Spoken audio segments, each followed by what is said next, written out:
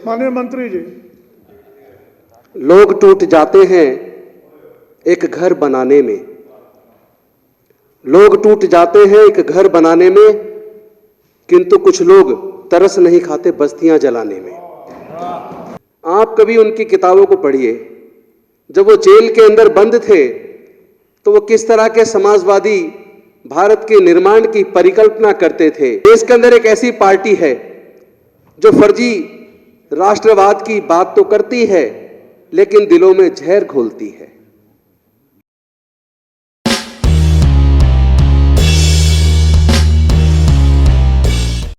माननीय मंत्री जी, लोग टूट जाते हैं एक घर बनाने में। लोग टूट जाते हैं एक घर बनाने में, किंतु कुछ लोग तरस नहीं खाते बस्तियां जलाने में। मुझे याद है जब रामस्वरूप वर्मा जी उत्तर प्रदेश के वित्त मंत्री थे तो देश का पहला ऐसा बजट था जो कृषि को केंद्रित करके बनाया गया था, और वो फायदे का बजट था, वो घाटे का बजट नहीं था। देश में पहली बार ऐसा हुआ था, और उसके बाद ये दिल्ली का बजट है जो फायदे का बजट। और साथ ही साथ मैं चाहता हूं कि इस बजट में जो उन्होंने राष्ट्रभक्ति का जो कुरिकुलम जोड़ा है उसका इतना असर तो निश्चित तौर पर जरूर होगा कि अभी पिछले दिनों एक सप्ताह पहले गुजरात के अंदर एक अनुसूचित जाति के युवा की शादी थी। शादी घोड़े पे निकालने के लिए उसको पुलिस की मदद लेनी पड़ी, कानून का सहारा लेके लड़ना पड़ा। अनफॉर्चुनेटली उस शादी में कई सौ जवान पुलिस के लगे, तब कहीं जाकर घोड़े पर वो बारात निकल पाई। आखिर कैसे भारत का निर्माण हम लोग कर रहे हैं? जो भारत के आजादी के मतवाले थे, जो स्वतंत्रता सेनानी थे, जो भारत के संविधान निर्माता थे, उन्होंने कौन से भारत का सपना देखा था? शहीद भगत सिंह जो इतनी कम उम्र में, जिन्होंने हंसते हुए मुस्कुराते हुए फांसी के फंदे को चूम लिया, अपनी प्राणों की देश के लिए आहुति दे दी। आप कभी उनकी किताबों को पढ़िए। जब वो जेल के अंदर बंद थे तो वो किस तरह के समाजवादी भारत के निर्माण की परिकल्पना करते थे। वो जाति के विरुद्ध और पाखंडवाद के विरुद्ध जो उनकी तीव्र सोच थी, उस सोच के भारत का वो सपना देखते थे। उन्होंने कभी शायद ऐसा नहीं सोचा होगा कि भारत आजाद होगा और भारत के अंदर किसी की जाति और धर्म पूछ के उसकी हत्या की जाएगी। ऐसा सपना उन्होंने नहीं देखा था। आजकल कुछ ऐसी, देश के अंदर एक ऐसी पार्टी है जो फर्जी राष्ट्रवाद की बात तो करती है लेकिन दिलों में जहर घोलती है, लोगों के सपनों को चकनाचूर करती है, जाति और धर्म की राजनीति करती है।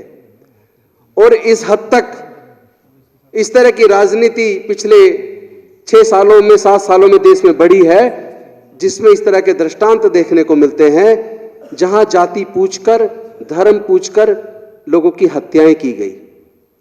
तो ऐसे भारत का सपना स्वतंत्रता सेनानियों ने नहीं देखा था।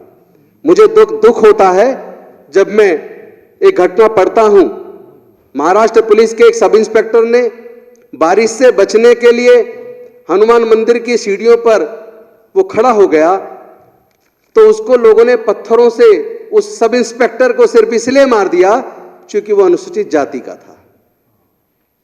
तो आज भी इस तरह की अस्पृश्यता जारी है।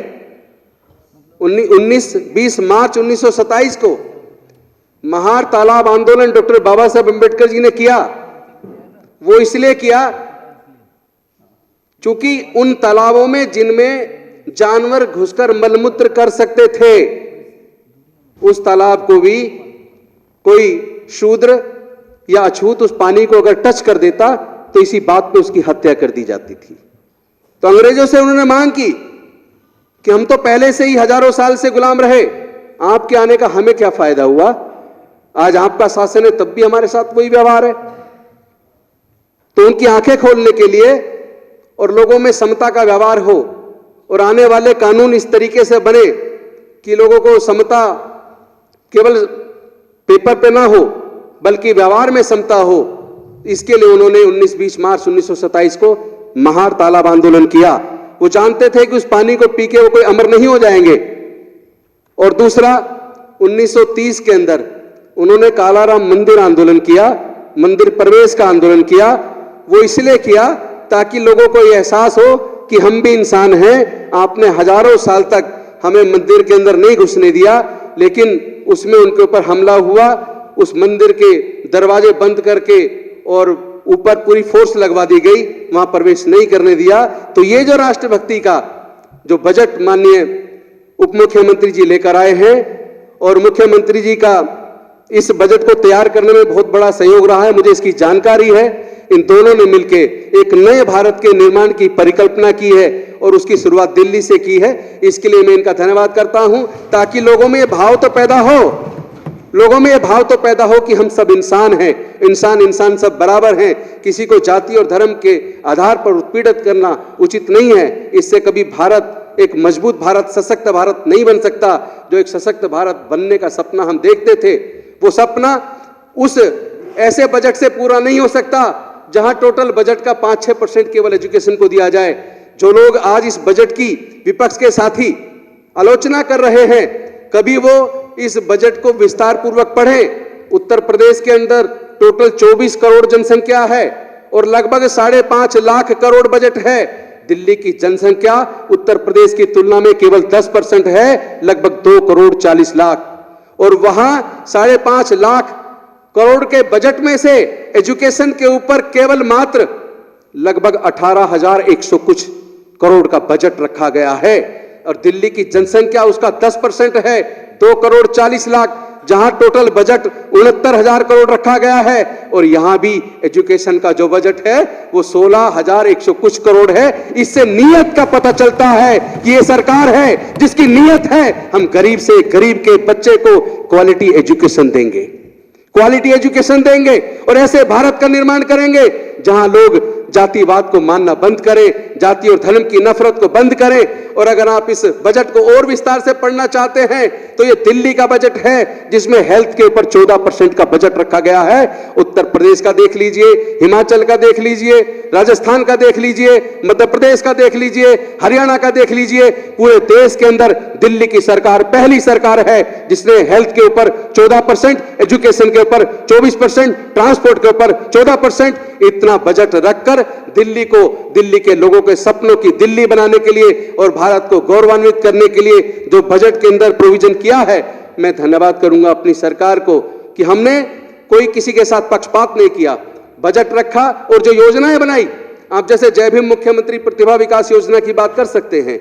उस योजना के तहत जो बच्चे 12वीं कर रहे होते हैं, जो डॉक्टर बनना चाहते हैं, जो इंजीनियर बनना चाहते हैं, जो ग्रेजुएशन करते हैं, जो सिविल सर्विसेज में जाना चाहते हैं, जो लॉ करते हैं, जो जुडिशियल ऑफिसर्स बनना चाहते हैं, आजकल एग्जाम ऐसे डिजाइन होता है जो बच्चे कोचिंग करते हैं, केवल वो बच्चे उसमें सफल हो सकते हैं। पूरे देश के अंदर ये ऐतिहासिक स्कीम, मैं धन्यवाद करूंगा माननीय मुख्यमंत्री जी का और उप मुख्यमंत्री जी का, जिन्होंने उसके ऊपर 150 करोड़ का बजट देकर दिल्ली के 15,000 बच्चों को और बिना किसी जातिवाद के सभी बच्चों को, SC, ST, OBC, माइनॉरिटी और जनरल कैटेगरी के EWS के बच्चों को अपने सपनों को साकार करने का जो मौका दिया है, आज दिल्ली के बच्चे इस योजना का लाभ लेकर जज बन रहे हैं, डॉक्टर बन रहे हैं, इंजीनियर बन रहे हैं। तो ये सपना हमने कर दिखाया, लेकिन इसकी जरूरत पूरे देश के बच्चों को है। सभी सरकारों को इसका अनुकरण करना चाहिए। इसके लिए मैं अपनी सरकार का धन्यवाद करता हूं, मनीष जी का, अरविंद जी का धन्यवाद करता हूं। साथ ही साथ आज हम देख रहे हैं कि चारों तरफ एक ऐसा वातावरण है जो उम्मीद से लोग शाम को जब अपने ऑफिस से घर जाते हैं तो टीवी खोल के बैठते हैं कि आज के समाचार सुन लें। लेकिन जब टीवी चैनल पर वो समाचार सुनने के लिए कोई चैनल लगाते हैं तो ऐसा लगता है जैसे वो जो एंकर है उस चैनल पर वो किसी पार्टी का प्रवक्ता है और वो विपक्ष के लोगों को ऐसे धमकाता है जैसे कोई गुंडा हो। क्या ऐसे भारत का सपना देखा था?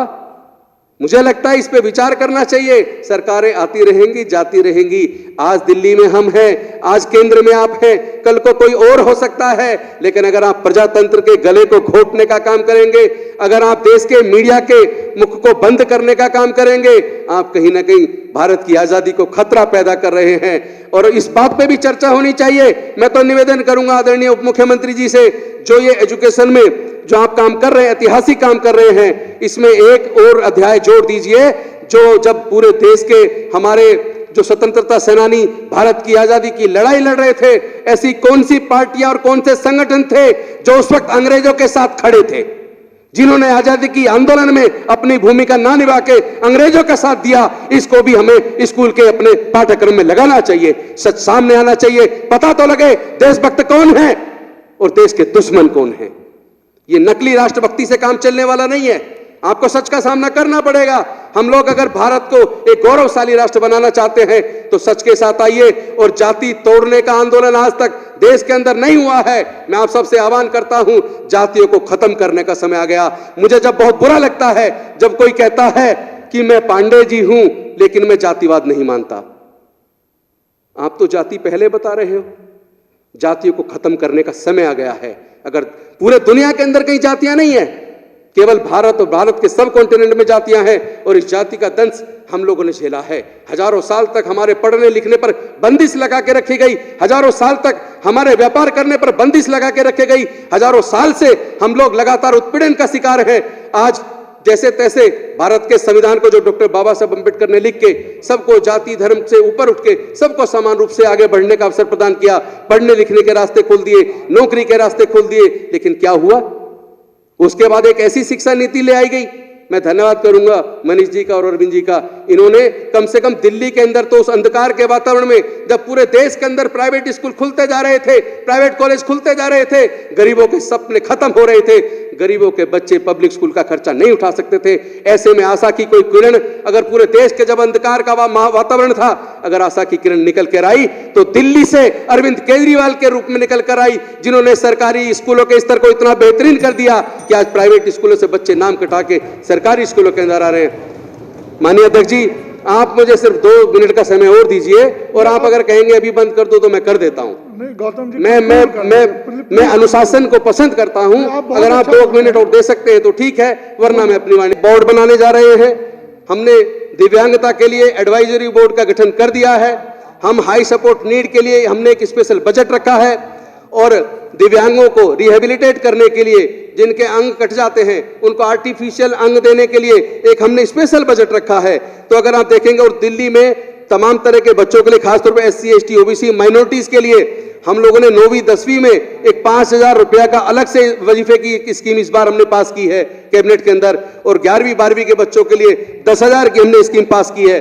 तो मैं धन्यवाद करूंगा माननीय उप मुख्यमंत्री जी का, और साथ में चूंकि बिना अरविंद केजरीवाल जी के विजन के हम एक कदम आगे नहीं बढ़ सकते। उन्होंने जो विजन दिया, उस विजन को लेकर पूरी की पूरी कैबिनेट रात दिन मेहनत कर रही है। इसके लिए मैं पूरे अपनी सरकार को बधाई देता हूं। और अंत में एक निवेदन और करता हूं, और उससे एक उम्मीद भरी नजरों से मैं देखता हूं, जो अभी हमारे साथी गुप्ता जी बोल रहे थे।